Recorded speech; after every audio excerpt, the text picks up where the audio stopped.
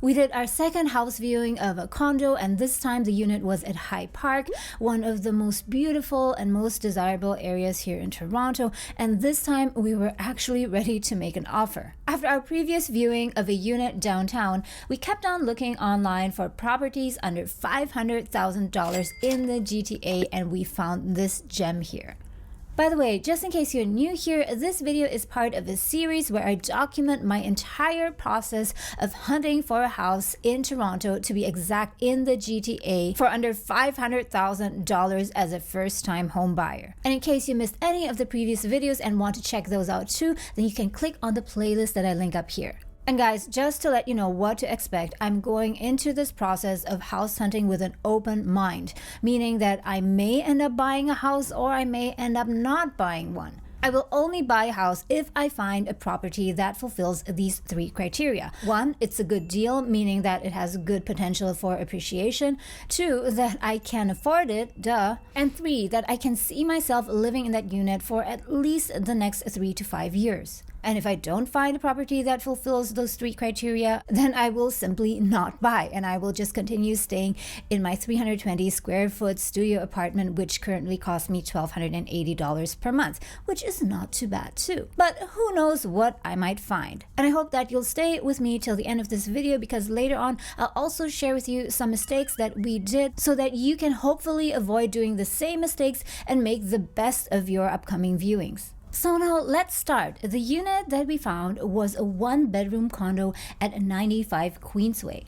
And this gorgeous looking unit here was listed at $459,000. So if we look at these pictures here, everything just looks perfect, right? The location is perfect, at least in my opinion. And it's only a 2 to 3 minutes walk away from Hyde Park and also Humber Bay. So this area here is perfect for all those of you who like to exercise outdoors or just take long strolls outside. But granted, it is located at a very busy street, so sometimes it can get a bit loud. But anyways, just judging from the beautiful pictures here and also the listing price of $459,000, those things were enough to entice us to make an appointment with the real estate agent to view the unit. So as at that point we had not found a real estate agent yet with whom we wanted to work exclusively, we just contacted the agent on the forum again. And after just a few hours, the agent got back to us and we got an appointment for a private viewing the next day at 5 p.m. So guys, I must tell you that we were really excited about this unit, and one of the reasons was that we were looking for something on the ground floor. And I know that that's not everyone's preference. Many people do prefer to live on a higher level, on the 15th or even 20th floor, to get that gorgeous view. But personally, I love living lower and closer to the ground. So this studio that I'm living in now is actually located on the ground floor as well. And I guess that what I like about living on the ground floor is it kind of gives you the feeling that the condo, the apartment you're living in, is like a landed house. And the best thing is that you're not reliant on the elevator. And also what I really loved about this unit was that it had a patio. Just imagine how nice it would be in the summer to sit on the patio and have a cup of coffee. But anyways, the next day the agent arrived at 5:05 and we went into the unit. And the first thing that I noticed was that it did feel much smaller than I expected it to be. In the listing, it said that the unit was under 500 square foot, which it was, to be fair, but this actually felt much closer to the lower 400s. And I also think that there's something about the layout, the partitioning of the rooms, that made the unit feel a bit smaller than it actually was. But overall, if you look at the living room here, it actually looks kind of cozy. And to the right, you have the kitchen with an island. So the kitchen was small, but it had everything that you would need. It has an oven, it has a dishwasher, a fridge.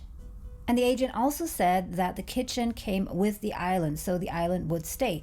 And that's also one of the tips that I want to give you guys. When you view a place and you like it and you think that you're going to put an offer on it, make sure that you ask the agent what is and what isn't included in the unit.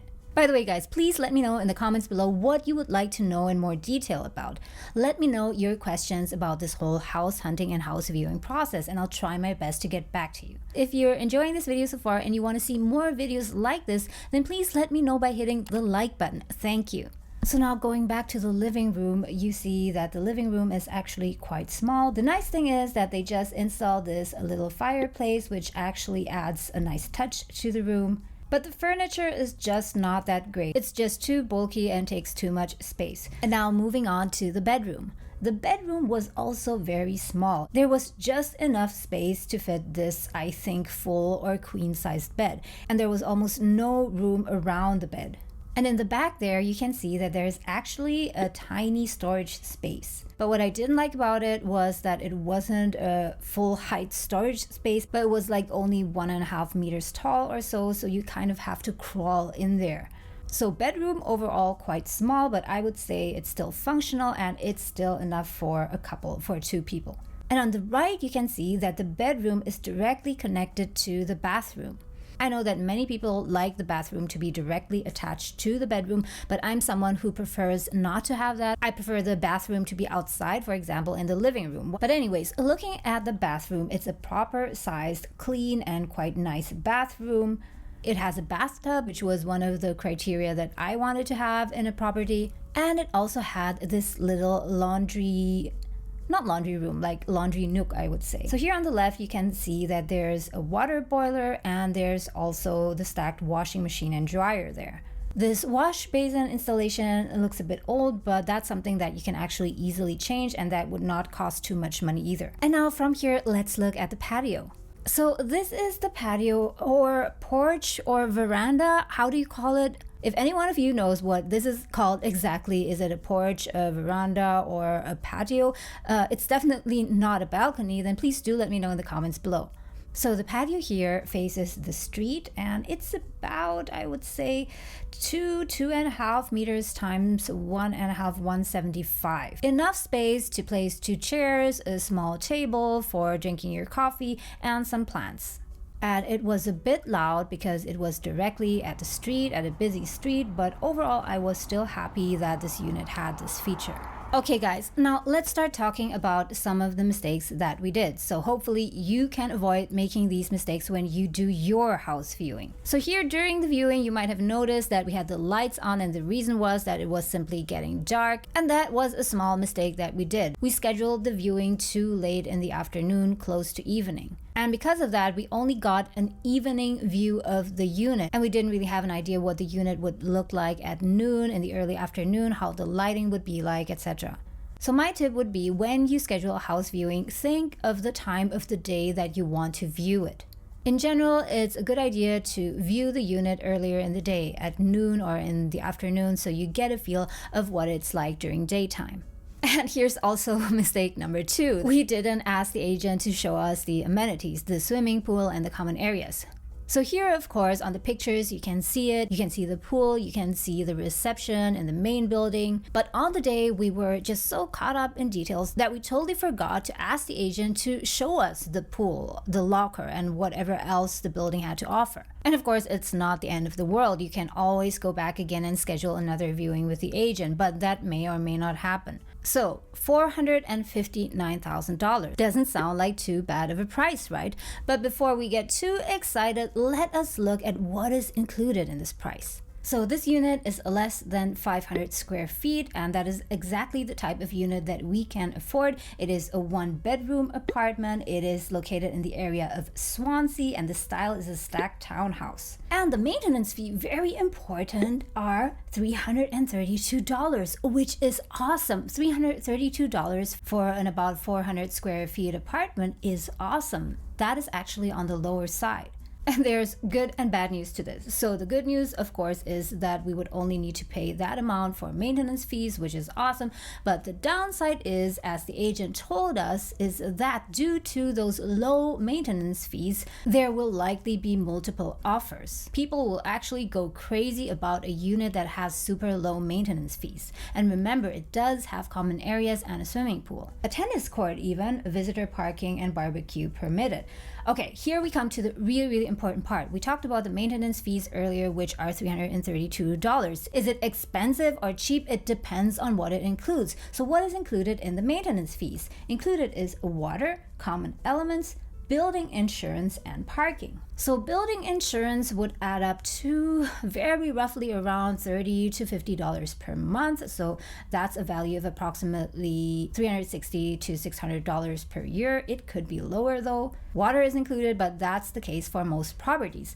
Unfortunately, this does not include heating.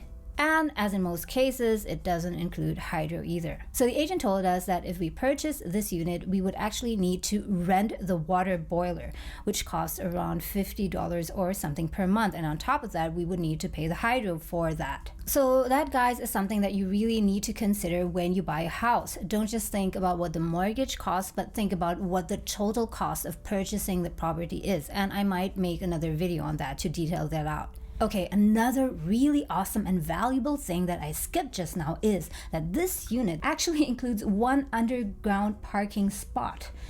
And guys, in case you don't know yet, having a parking spot as part of your unit is extremely valuable, especially if it's downtown, because you can either sell the parking spot, and downtown it can easily go for $30,000 to I think even $50,000, or alternatively you can rent out the parking spot. Either way, it will bring in extra money for you, unless of course you need the parking spot for yourself. But luckily we only use public transportation. No, we do not drive here in Toronto, we do not have a car, and we would not need this parking spot, so this is definitely an added value for us. But of course, since this unit is not in downtown but it's in Swansea, the parking spot would likely sell for less if we were to sell it.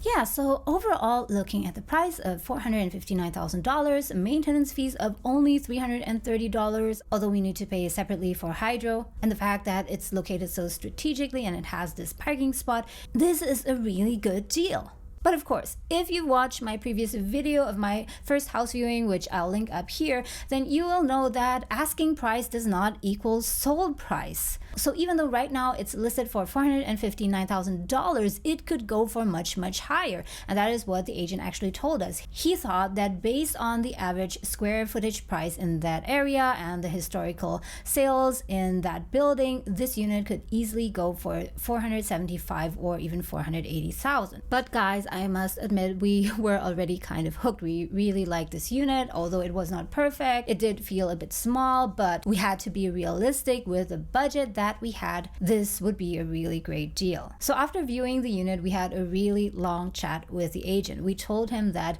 we might be interested in putting an offer and wanted to know about the whole process. So I'm not going to go into too much detail in this video, but I'm going to just tell you the very high level process. So we viewed the condo on a Wednesday, and what was called the closing night was on Friday. I think it was 7 p.m.